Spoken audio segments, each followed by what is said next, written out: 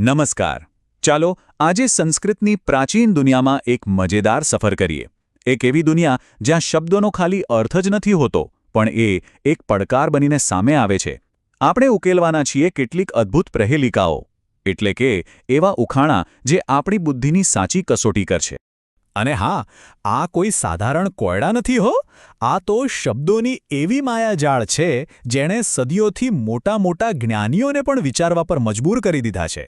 તો ચાલો આપણી વિચારશક્તિને એકદમ ધારદાર બનાવી લઈએ. તો શું કહો છો, આપણે સૌ તૈયાર છીએ આ પડકાર માટે? ચલો ને સાથે મળીને જોઈએ કે આપણે આ સંસ્કૃત રહસ્યોના તાળા ખોલી શકીએ છીએ કે નહીં. બહુ સરસ. તો ચાલો આ બૌદ્ધિક રમત શરૂ કરીએ.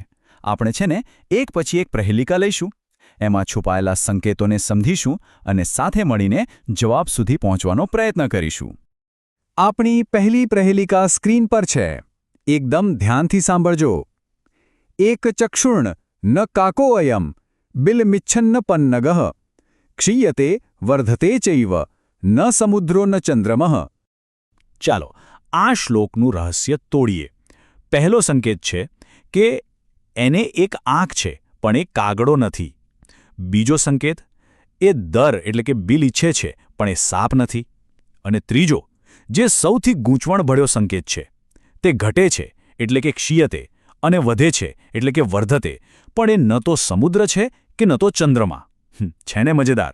વિચારો તો, એવી કઈ વસ્તુ હોય જેને એક જ આંખ હોય, જે દર બનાવવાની ઈચ્છા રાખતી હોય અને જે વધતી ઘટતી પણ રહેતી હોય? લગાવો જરા મગજ. અને જવાબ છે સૂચિકા એટલે કે સોય. અરે વાહ, જુઓ તો ખરા, આ કેટલું અદ્ભુત છે. સોયમાં દોરો પરોવવા માટે એક આંખ જેવું કાણું હોય છે. એ કપડામાં કાણું એટલે કે દર પાડે છે, અને જેમ જેમ દોરો વપરાતો જાય તેમ તે નાનો થતો જાય છે એટલે કે ઘટે છે. ખરું ને? એક નિર્જીવ વસ્તુનું કેટલું જીવંત વર્ણન. આ જ તો સંસ્કૃત કવિતાની ખરી સુંદરતા છે. વાહ, એકદમ સાચું વિચાર્યું. ચાલો ત્યારે હવે બીજી, એનાથી પણ વધારે રસપ્રદ પ્રહેલિકા તરફ આગળ વધીએ. ચતુર્મુખો ન ચ બ્રહ્મા વૃષારૂઢો ન શંકરઃ નિર્જીવો ચ નિરાહારી અજસ્રમ ધાન્ય ભક્ષણમ. ચાલો આના સંકેતોને સમજીએ. પહેલું, તેને ચાર મુખ એટલે કે ચતુર્મુખ છે, પણ તે બ્રહ્માજી નથી. બીજું, તે બળદ એટલે કે વૃષારૂઢો પર સવાર છે, પણ તે શંકર ભગવાન નથી. અને સૌથી મહત્વનો સંકેત, તે નિર્જીવ છે અને કંઈ ખાતો નથી, છતાં સતત એટલે કે અજસ્રમ અનાજનું ભક્ષણ કરે છે. ભાઈ, એવી કઈ નિર્જીવ વસ્તુ છે જે બળદ સાથે જોડાયેલી હોય અને જે પોતે કંઈ ખાધા વગર અનાજનું ભક્ષણ કરતી હોય? શું કોઈ અંદાજ લગાવી શકાય છે?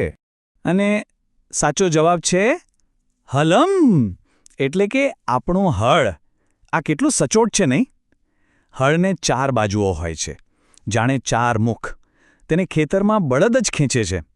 અને સૌથી સુંદર કલ્પના તો એ છે કે તે નિર્જીવ હોવા છતાં જમીન ખેડીને બીજ માટે જગ્યા બનાવે છે, જાણે કે તે પોતે જ અનાજનું ભક્ષણ કરતું હોય.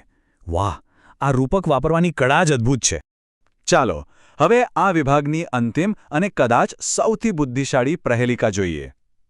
અપદો દૂરગામી ચ સાક્ષરો ન ચ પંડિતઃ અમુખઃ સ્ફુટવક્તા ચ યો જાનાતિ સ પંડિતઃ. અરે બાપરે, આના સંકેતો તો વિરોધાભાસથી ભરેલા છે. તેને પગ નથી એટલે કે અપદો, છતાં તે દૂર સુધી જાય છે, દૂરગામી. તે સાક્ષર છે મતલબ કે અક્ષરજ્ઞાન ધરાવે છે, પણ તે પંડિત નથી. અને તેને મુખ નથી એટલે કે અમુખઃ, છતાં તે સ્પષ્ટ રીતે બોલે છે, સ્ફુટવક્તા.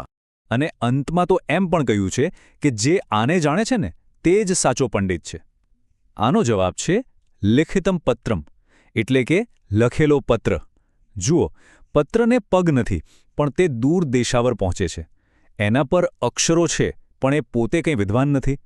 અને એને મુખ ન હોવા છતાં વાંચનારને બધી જ વાત એકદમ સ્પષ્ટપણે કહી દે છે.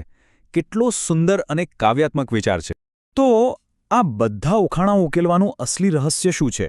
એ ફક્ત તર્ક નથી, પણ શબ્દજ્ઞાન છે. આ પ્રહેલિકાઓની સાચી ચાવી એના સંસ્કૃત શબ્દોના અર્થમાં છુપાયેલી છે. અને ખબર છે, આ ચાવી શોધવા માટે ક્યાંય દૂર જવાની જરૂર જ નથી. આપણા પાઠ્યપુસ્તકમાં જ ટિપ્પણી વિભાગમાં આ બધા કોયડા ઉકેલવા માટેનો ખજાનો એટલે કે જરૂરી શબ્દભંડોળ આપેલો જ છે. ચાલો કેટલાક મુખ્ય શબ્દો અને તેમના અર્થ પર એક નજર કરી લઈએ, જેમ કે ચક્ષુ એટલે આંખ, બિલ એટલે દર અને અજસ્રમ એટલે સતત. જ્યારે આપણે આ શબ્દોનો સાચો અર્થ જાણીએ છીએ ને, ત્યારે ઉખાણાના જટિલ લાગતા સંકેતો પણ એકદમ સરળ બની જાય છે. સરસ. તો હવે જ્યારે આપણે શબ્દોની શક્તિને સમજી ગયા છીએ, ત્યારે ચાલો આપણા જ્ઞાનને ચકાસવા માટે એક નાનો અને ઝડપી અભ્યાસ કરી લઈએ.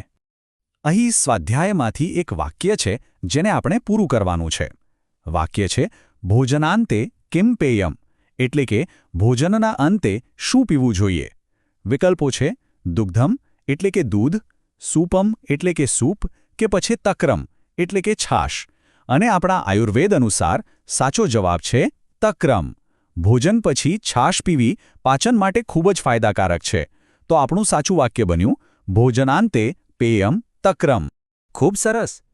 આ એ જ સાબિત કરે છે કે જ્યારે શબ્દોના અર્થ સ્પષ્ટ હોય ને, ત્યારે જ્ઞાનના મોટામાં મોટા તાળા પણ સરળતાથી ખુલી જાય છે. સાચું કહું ને, તો શબ્દભંડોળ એ જ આપણી અસલી શક્તિ છે. તો હવે અંતે એક સર્જનાત્મક પડકાર. જે રીતે આપણે આ પ્રાચીન પ્રહેલિકાઓ ઉકેલી, શું આપણે આજે શીખેલા શબ્દોનો ઉપયોગ કરીને આપણી પોતાની એક નાનકડી સંસ્કૃત પ્રહેલિકા બનાવવાનો પ્રયત્ન કરી શકીએ? વિચારો, રચના કરો અને જ્ઞાનના આ આનંદને માણો.